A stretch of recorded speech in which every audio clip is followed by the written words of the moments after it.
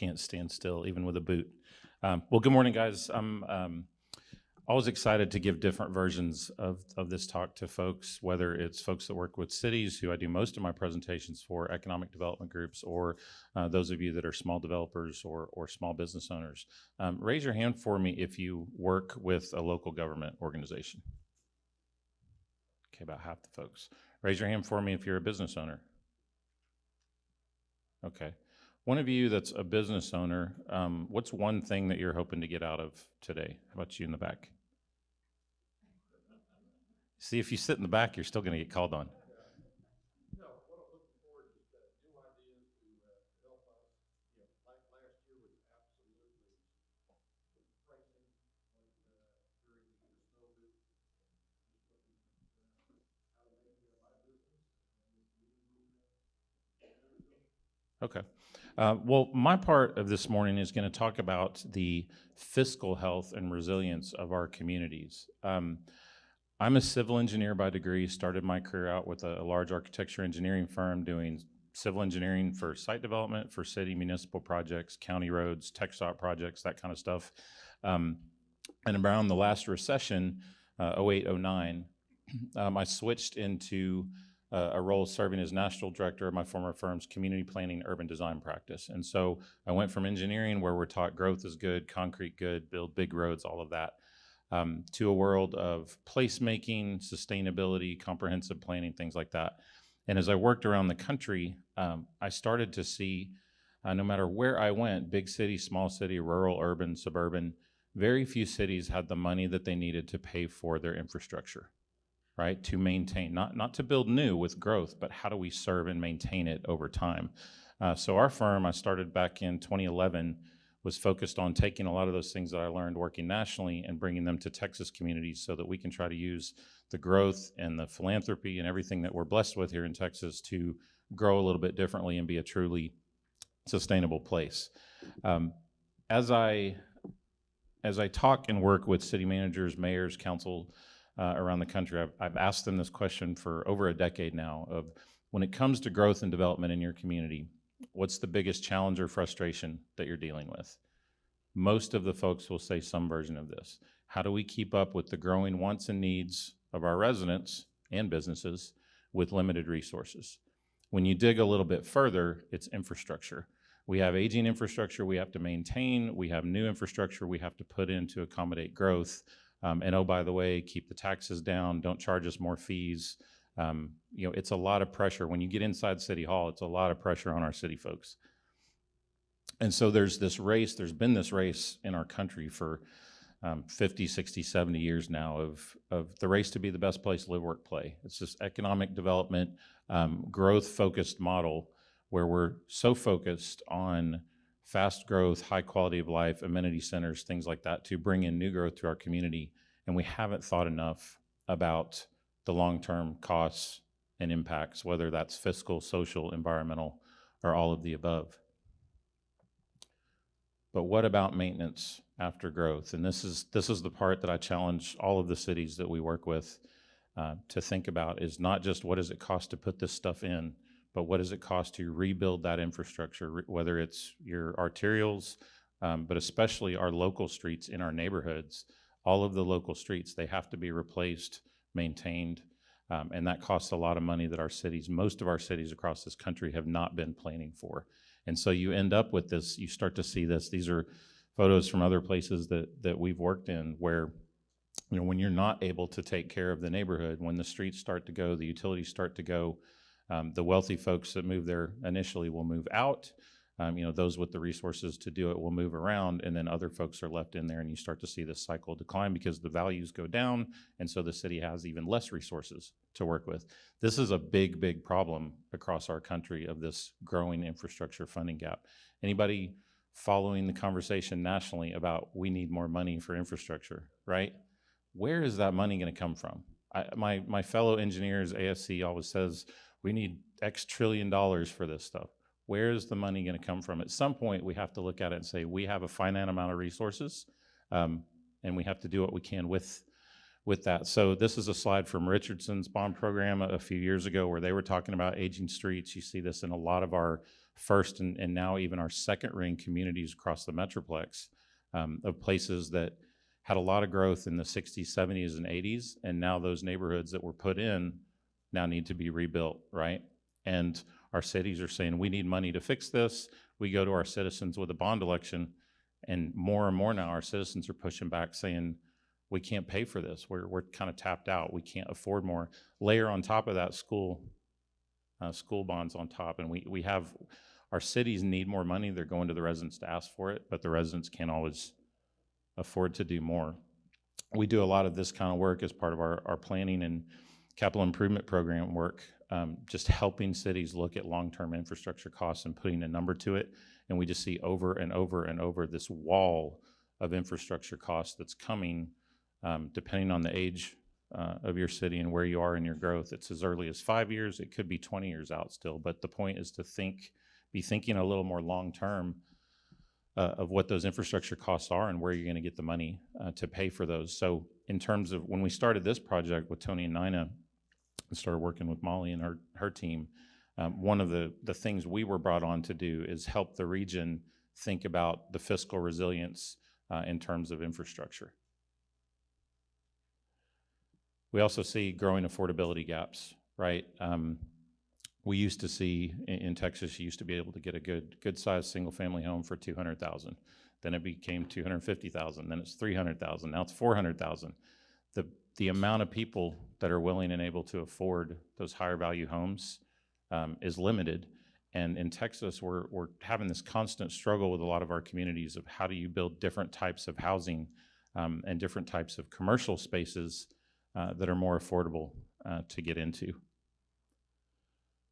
And so I would argue that we're building, across this country, we're building a lot of our cities that we can't afford to live in and maintain. Our folks can't afford to live there. The cities are struggling to get the resources to serve and maintain them over time. And so if our taxpayers can't or don't want to pay more, and our cities are struggling to get the money to do what they need to do, what do we do? What's the answer here? Is there a better way? Is there a smarter way that we can develop so that we can align our city's development pattern and our service model with what our residents are willing and able to pay for? Being realistic about what all of our residents are able to pay, and then designing our community in a way that serves that, not just now, but over time. And so that's where we started to get into development patterns and studying development, comprehensive planning, things like that we're doing a lot more of these days, because that really is, in my mind, the best place to talk about these longer term issues of how you can use the development pattern to close this resource gap. If you're not familiar with the group Strong Towns, I would go check them out. They're a philanthropic, nonprofit group. Chuck Marone's the founder, a good friend of mine now, but they do a lot of advocacy work about talking about these types of issues. Really good resource to learn more about what I'm going to talk with you about. But if we go back and think about our development pattern and the way our cities were built, where we're sitting here today, the way Sherman started, or Denison, or Gainesville, or Bonham, or a lot of the different smaller towns across this region that we've been working with for the past, 6 to 8 months, Tony, maybe longer. They started like this. We had a small space, maybe it's a courthouse, maybe it's a main street, where a group of people got together and said, we want to start a town here. There was something that brought them there. People come together, you build a few buildings, and over time, that turns into this, right? We grew, what Chuck would say, we grew incrementally out, incrementally up, and incrementally more intense. So as more people came to our communities, as we had the resources to do it, we would build a few more blocks of street, we would add a little more buildings, but there wasn't a lot of debt financing. There weren't all these fancy codes. There wasn't the ability that to go out and grab a big chunk of land or 100 acres and knock out a whole bunch of houses all at once yet. So we built things much more incrementally with the resources that we had. Same thing with buildings. This is a building at Nicollet and 8th in Minneapolis. It's one of my favorite intersections, and Minneapolis is one of my favorite cities. But you can see here, it's a really good graphic that shows how we built our buildings incrementally over time, where we just added space, whether it was out or up, over time versus, again, what we do today is we tend to say we need a 3-story building and we go build it all at once. This is from Indianapolis. These are the kind of neighborhoods that we used to build. Smaller streets, narrower streets, wider sidewalks, front porches, what Jane Jacobs would say, eyes on the street, right? We used to build our neighborhoods where people were out in the street, in the front, and you knew your neighbors, you saw everybody all the time. Again, we've shifted this more to more of a private setting where we put our porches and the outdoor kitchens and the fenced-in backyards, all in the back, and we don't have the eyes on the street like we used to. So post World War II, invention of the car, all the housing policies that came out, all of a sudden we could go get a bunch of land. We could develop it quickly. We could access it with our roads and highways. And so we did shift. We shifted to this model that we have now, it's been 70, 80 years that we've been working on now, where we're building things a lot bigger and a lot faster.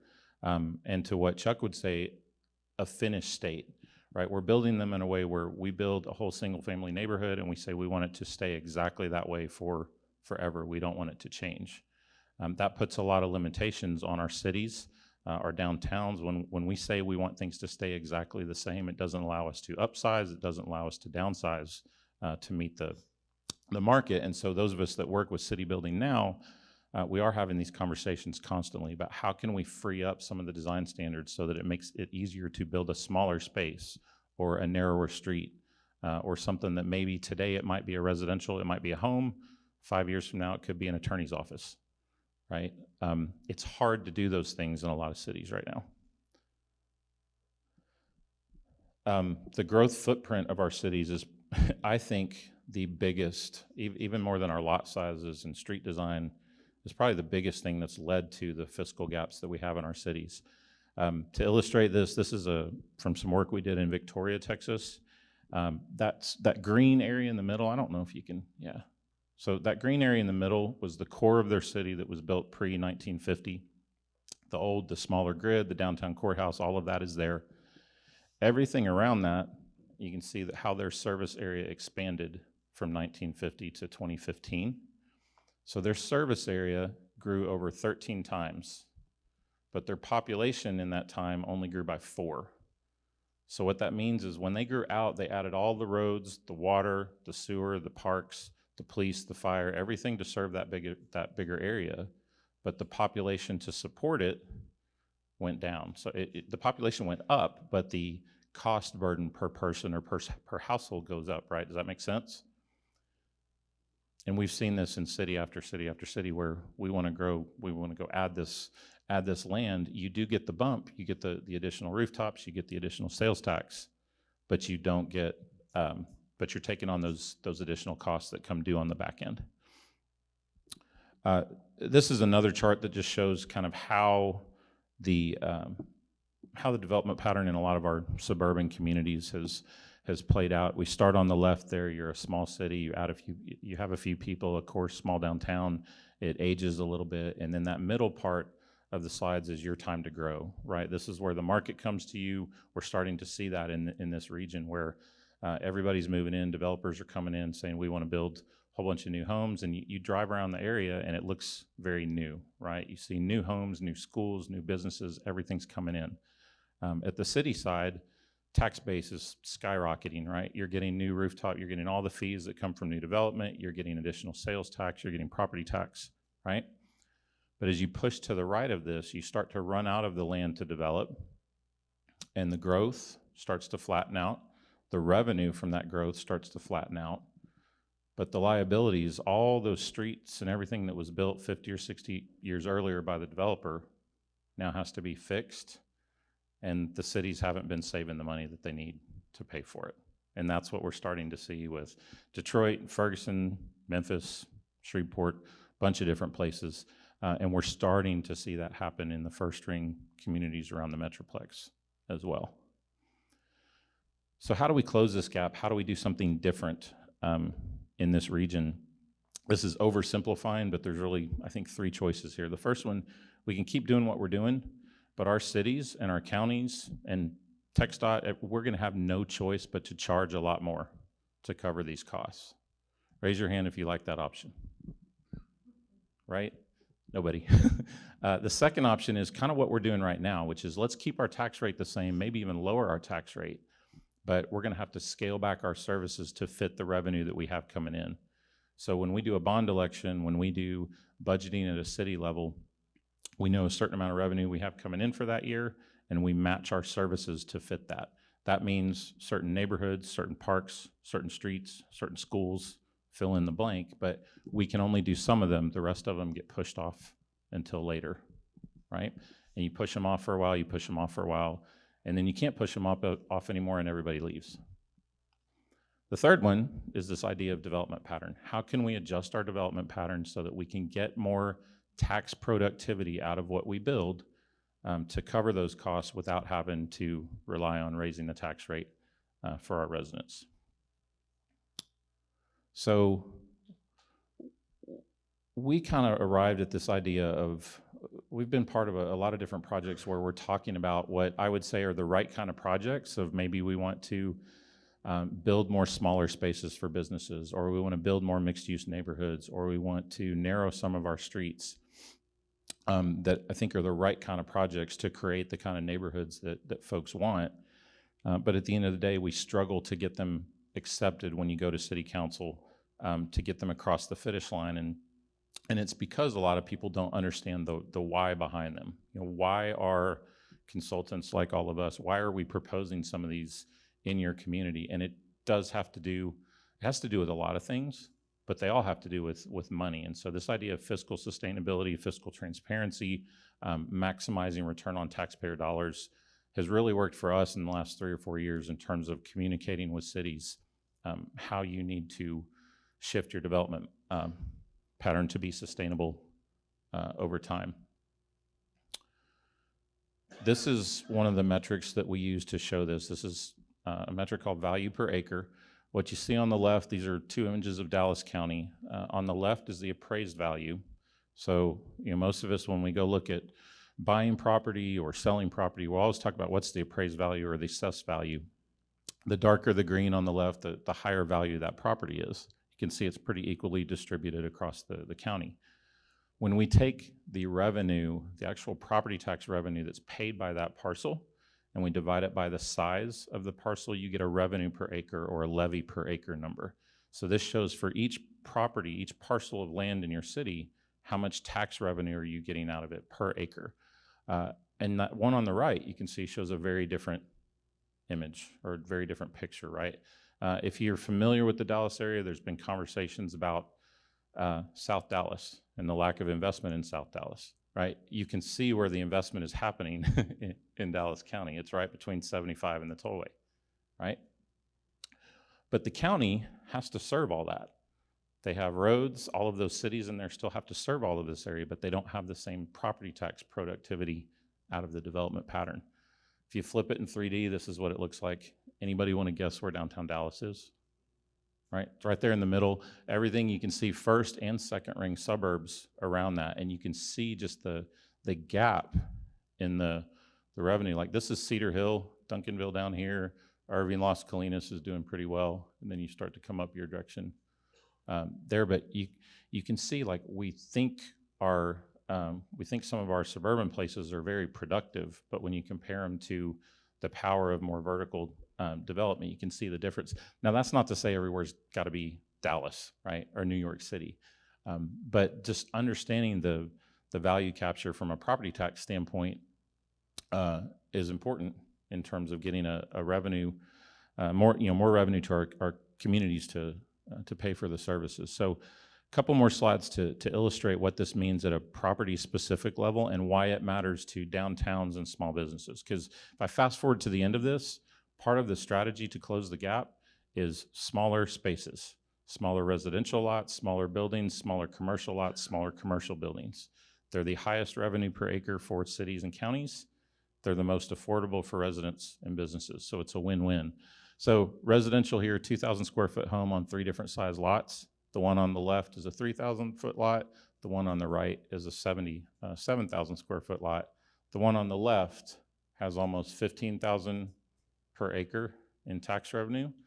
The one on the right is a little under half that, right? If we go vertical, the same thing happens. So if you have the same exact lot, everything's the same, streets, everything the same, and you build 2 stories or 3 stories, you're gonna get more revenue per acre out of that. Best way to think about this is a single family home, right? Everything's the same in a neighborhood. A 1-story house is worth X, 2-story house gets you more square footage and it's worth more, right? Same thing applies on commercial as well. This is what it looks like on the ground in real life. This is from Taylor, Texas, that we did last year as part of their comprehensive plan that just got adopted. And the Samsung deal came in right at the tail end. If you guys have heard about Samsung, I know they have. But on the left, so these are two properties. Both of these are 3/4 of an acre. So the same kind of land footprint for your city. The one on the left is a 1- and 2-story mixed-use Main Street, relatively modest, nothing real fancy in there, except they do have a newer redeveloped building right here on the corner. But that one block is generating almost $16,000 per acre in property tax, right? The one on the left, same size footprint, Jack in the Box. It's roughly a third of the revenue per acre. Which one of these do you think got incentives? Right? Now we're getting away from, more cities aren't incentivizing the Jack in the Box as much. If I put Chick-fil-A in there might still be incentives involved. If I zoom out a little bit, so this zooms out, this shows 8 blocks of the traditional grid downtown in Taylor. You have a lot of these really good, strong grids in this region. A little over 10 acres, the revenue per acre there is a little over 12,000. One of those entire blocks right there is park, so it's completely exempt. It's not generating any property tax to the city at all, but it's creating place, right, for that area. Compare that to the big box on the right. It's almost twice the footprint and a third of the revenue per acre. This is property tax. I always get asked about sales tax. Is that what you were gonna ask?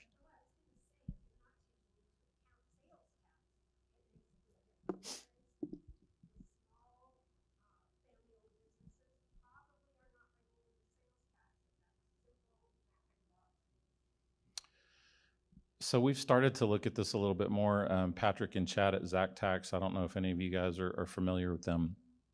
There are exceptions, but generally, sales tax will follow the same trend, that the more people you put into an area, the higher sales tax revenue per acre you get as well. So in this case here, that setup on the left was generating almost the same sales tax as the big box on the right. One of the things to think about from a resilience standpoint is what happens when the big box is done and they're ready to move on to the next city, right? The smaller stuff on the left, these are smaller buildings, individual buildings. If one goes out, another business can come in. You're not having to rebuild and change the whole form of the building. So from an investment standpoint, from a city, I've always thought the best incentivizing you can do as a community is get your streetscape right, get your building structured in a way to support some of these smaller businesses that when one doesn't work, another one can go in. That's a lasting investment that's going to create place and just continue to get return on that investment over time, as opposed to the one-shot 380 agreement for the big box guys that, you know, they come in, they chew up a bunch of land, they take a lot of infrastructure, and they do give you a sales tax bump for a while. But a lot of times we give away the first 10 years of that sales tax with a 380 agreement, or a portion of it, depending on what city and how strong you are with your incentives. This is probably the most powerful slide that I show when we're working with different communities. So what this shows from left to right there, those are lot sizes for single family homes. On the left-hand side, you see a 2/10 of an acre lot. On the right-hand side, you see a 1 acre lot. The height of those bars there is the value of the structure, the average value of the structure on each of those lot sizes in the cities, or in the city. And then that red line is the revenue per acre for each of those lots. So this is from Waxahachie, down south of Dallas. And you can see that 2/10 of an acre has the highest revenue per acre. The 1 acre lots have the lowest revenue per acre. We've modeled hundreds of cities at this point. They all have the same exact trend. The value of those bars might go up and down a little bit based on the values of the homes, but the trend is always that the smaller lots do the best. If you think about this from an affordability standpoint, It's also the most affordable housing for folks as well. For a small business, for commercial, it follows the same trend here. So if you're, especially we've seen this from COVID, if you're a business that's downsizing, maybe you don't need the 10,000 square feet, you want half of that, right? These smaller lots are really, really powerful in terms of creating affordable spaces to live in, spreading out some of that housing demand, but also to start and cultivate small businesses as well.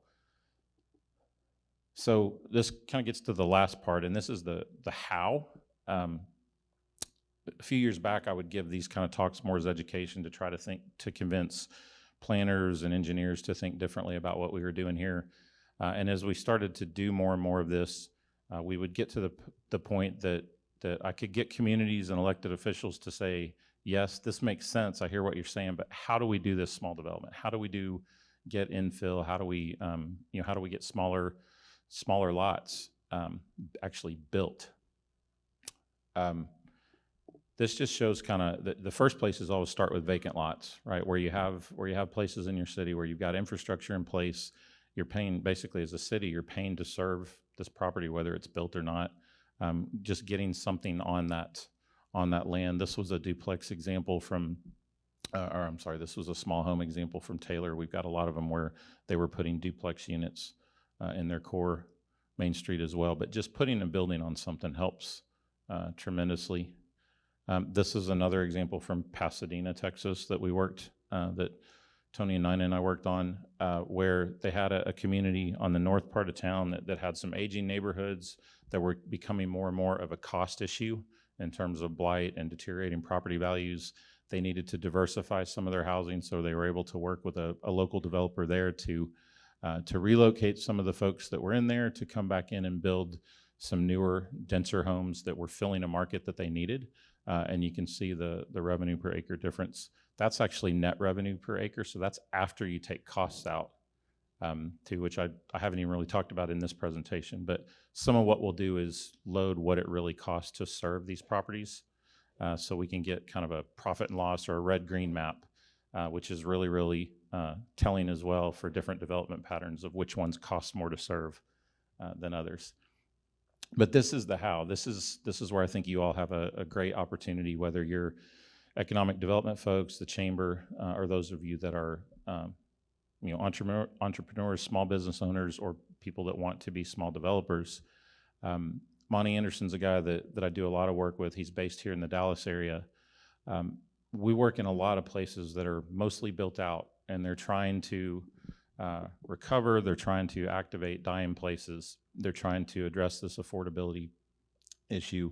And so coming in with what we call incremental development, whether that's a tent market to get started, a small trailer, the food truck, the small kind of corner unit, then you move up a little bit more, and then you can work your way up and up and up. What we see in a lot of newer growing communities is we don't want to do a lot of this stuff. We want to go straight over here to the right side, right? We want to go get the bigger stuff right out of the gate. But this smaller stuff adds character to the community. It provides a safer space, a lower cost of entry for entrepreneurs and small businesses. And as I showed, if you put that on smaller lots, it's a huge win-win for the city in terms of tax base as well. These are a couple of Monty's examples that kind of explain what he's done and how he's done this in some places. And I would just challenge you guys to think about, where are buildings in town? Where are buildings in your downtown or in the surrounding neighborhoods that are maybe vacant, or lots that are vacant where you could do things like this? This was an old building that was abandoned. Monty bought it, I think, for like $13,000. He put 2 businesses in the front and then 2 rental units behind it. Yeah, he does have the floor plan. So the retail units in the front are 900 square foot. He's getting $1,500, $1,650 a month.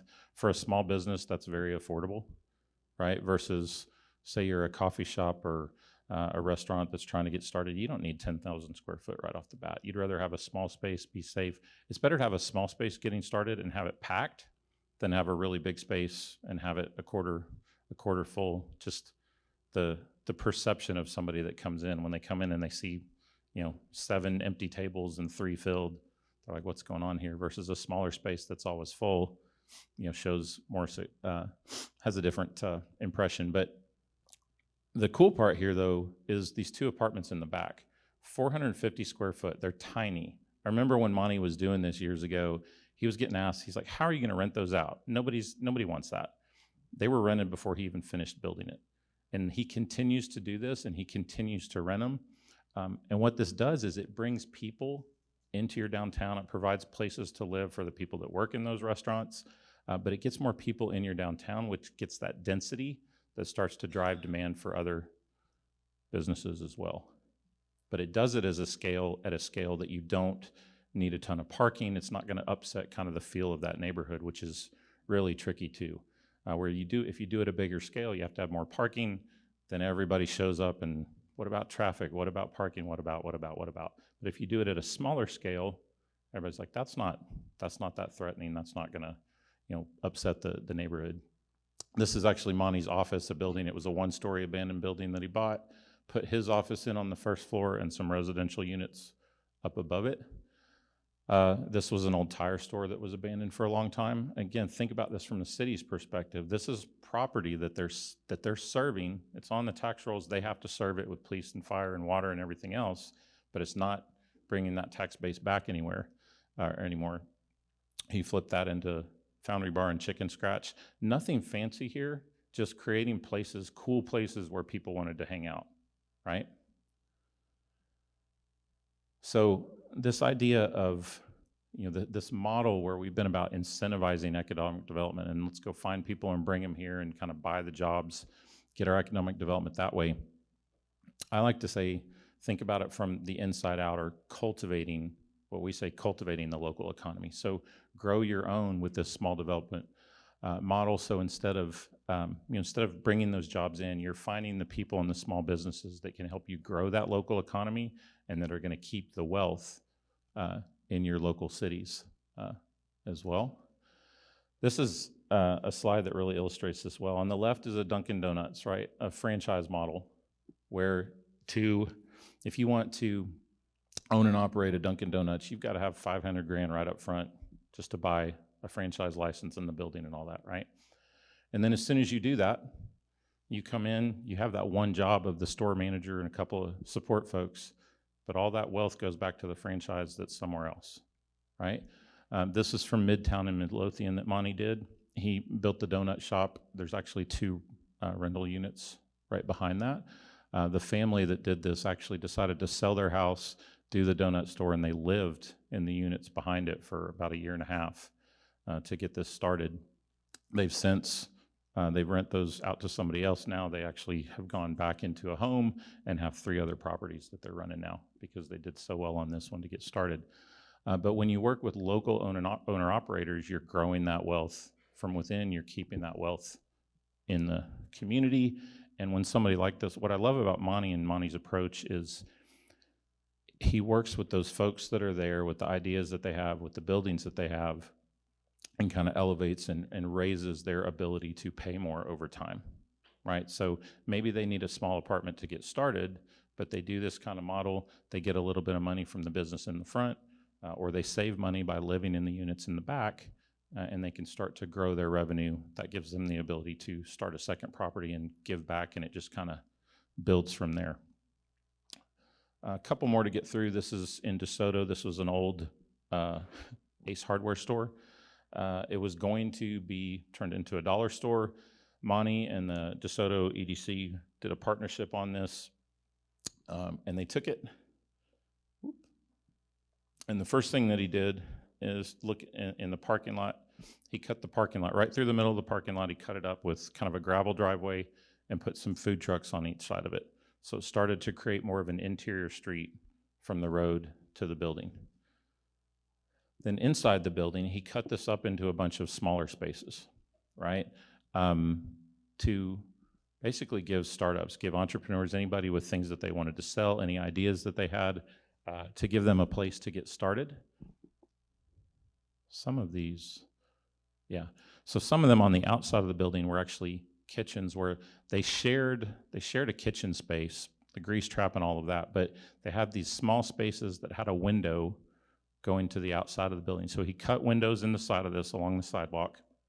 So from the outside, you could come up to each of these restaurants and get food, or if you were inside the building, you could also get service that way. There's what it looks like. So again, everybody said, why in the world? How could this possibly work? It's worked. It's completely leased up. Even through COVID, it stayed, I think, above 90% leased. Some of the businesses have come in and haven't worked. They've left. They've had new entrepreneurs that have come in. I think one of his first ones is these two. They started a snow cone stand business. I think there were 12 at the time, and I think they have 4 or 5 of them around DeSoto and Duncanville now. That's some of the inside units. So it really tapped into the culture of DeSoto in terms of some of the local folks, and a lot of clothing and hair and arts and yoga and things like that. There's some office space in there as well. So this has a really like an incubator feel to it. The whole thing with Monty is right sizing it to what the person or the business owner can afford. So instead of building space and saying you've got to get $25 a foot or something like that to make it work, Monty comes at it and says these people can afford $400 a month, or these people can afford $1,000 a month. And how does he need to size that space to make the numbers work to build it to get the same rents that or the same margins that he needs, but that's also affordable for them, and it's usually smaller. But smaller doesn't have to be poor quality all the time as well. That's the outside. That was the ribbon cutting. This is another one that is a really, really cool space if you haven't seen it. This is Tyler Station down in southwest of Dallas, kind of in the Oak Cliff area. An old manufacturing building. You can see what it looked like before. Pretty large building. I don't know what the square footage is, but big building. You can see it was pretty nasty when he bought it. Down in the basement, it was actually had like 6 feet of water in it and some dead raccoons, and it's pretty nasty. But you can see what he turned it into. There's a co-working space, there's a brewery, there's a yoga studio, there's a bunch of architecture and attorney offices in there. But he took this idea of back in the day, it used to be an old, like, some kind of industrial space, a wax manufacturer, wax paper manufacturer, I think. And so inside that building, as a big corporation, they had their attorneys, and they had the C-suite, and they had all of those different pieces of that business were all together in that one business. He took that same idea and said, what if we have a lot of those same kind of different skill sets, but made them separate individual companies that could all maybe collaborate together? So there's a woodworking space in there. It's really cool when you walk through it too, because the way he set this up, as you're walking through, you can like see and smell and hear things going on. So it's almost like it's entertaining just to walk through it. Like there's one lady, every time I go there, she makes candles, and I just get stuck, and I just sit there like for like 10 minutes watching her make candles. And then of course I buy some. But lots of cool stuff that's in there. Again, it's very safe spaces for people to get started, for people to collaborate with each other, and he does it with locals. There's the brewery. So how do you make this happen? And this is more for the cities, for the chamber and EDC folks in here. It's usually not hard when you reach out to your community to find people that have business ideas that want to get started. Some of them have the capital to get started. A lot of them don't have the capital to get started. But the first one I'd say, and this is a lot of the work that we do, is to get that shared community vision about fiscal sustainability. A lot of our cities say we want to be, and we are, fiscally transparent and sustainable. You're not. I'll do the math. I'll show you that you're not. You really need, if you want to say you're going to be fiscally transparent and sustainable, you really do need to commit to that, and that means changing the way that you're approaching economic development and just development in general. Second step is creating a concept plan. It doesn't have to be fancy. It doesn't have to take a year to create, but something that shows here's key sites, here's key buildings, here's a key corridor that we have to get the street right. You can do a lot of tactical stuff that you may hear from Ryan here in a little bit, but there's smaller, cheaper, affordable things that you can do to kind of transform a corridor or to set up a space that makes it ready to do these incremental development projects. Third is find what we call a cultivator cabinet. So everybody has time, talent, or treasure. that they want to contribute to their community. They just don't always know where or how to invest it or feel like it's going to be reciprocated if they do. Cities are always surprised when we go out with these projects and we start asking people in the community what ideas they have or what would they be willing to contribute. Find those people in your community, get them connected with the folks at the city and other organizations, and you can start to put together these deals that get these ideas more refined, get them funded, and get them built. It's early. I need more coffee. The fourth is this is more of a lift at the city level. Review and update your zoning codes. So a lot of this smaller development that I'm talking about, I mentioned right at the start of this, it's hard to build with a lot of our current city codes. Sometimes we can have an overlay district or a form-based code in a specific district that lets this happen, but by and large, it's still hard to build these smaller spaces, especially smaller residential units in our communities, because there's this idea that bigger lots equals higher values for our city, and that's better, right? So you got to look at the codes over time. There's always low-hanging fruit in the codes, simple things that we can fix to get it started, and then more robust update down the road. And then don't wait. I will say I've got 2 young kids, and I think about, and I'm asked this all the time, but we look at all these cities, and there's street funding gaps of $800 million, $1.3 billion is one city, that just to fix the streets they have on the ground, they need $1.3 billion. And they spend, so that comes out, I don't remember, I think it comes out to $65 million a year that they needed to be spending, and they were spending $2.5 to $3 million a year on streets. And I see city after city after city that looks like that. So I think about the future for my kids, and on one hand, I'm like, man, we're building some great places and great neighborhoods, and look at all of the things that they're able to grow up with today that are better than what I had, definitely better than what my parents had. But then I think back, those slides where I was showing the way that we used to build our cities, that was sustainable, that was inclusive, that was affordable. And I would just challenge you all to think about the long-term and near-term things for Texas now and for our region of affordability is starting to be an issue for our residents, and that's where it all starts. If we're not building housing, if we're not building commercial spaces that are affordable, the people will leave, and that's part of what we see so many people coming to Texas because we have affordable spaces right now. But we also hear a lot of people that have been in our communities for a while saying, you're pricing me out of our home, right? What that is, that's the market starting to normalize that if you want a single family detached home in a typical suburban residential with loops and lollipops in the cul-de-sacs, that really costs about $500,000, $600,000 to pencil out.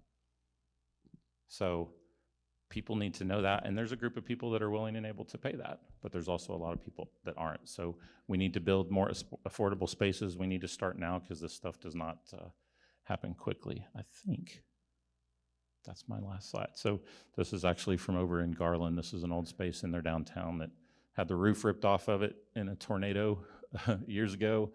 They came in, they actually started by just filling this in with some placemaking pop-up events, like the one that you see there on the right. That evolved into a restaurant came into the space next door to it, Intrinsic, which is a barbecue brewery place. They started to rent it from the city a little bit on the side for some events, and then ultimately they bought it and made it part of their space. But just little things like this add character, add place, add value to your downtown. So think small, think now, get started, and then those of you on the city side be thinking about policies and incentives and how you can support more of this small development, because we need a whole lot more of it.